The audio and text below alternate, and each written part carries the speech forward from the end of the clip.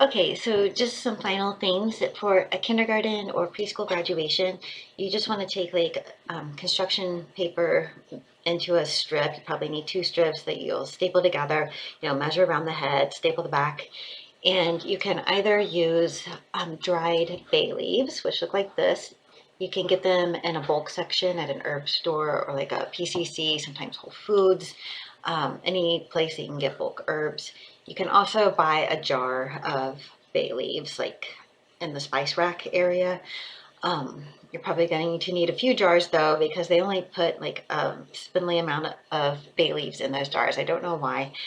So better to find them in bulk. You can buy them online as well. Mountain Rose Herbs sells them.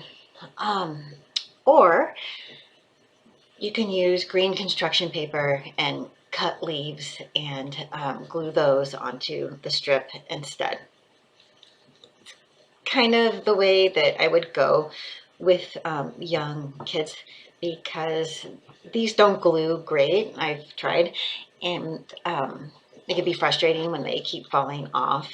And the green construction leaf paper is going to last longer, so it could actually be a keepsake from that event.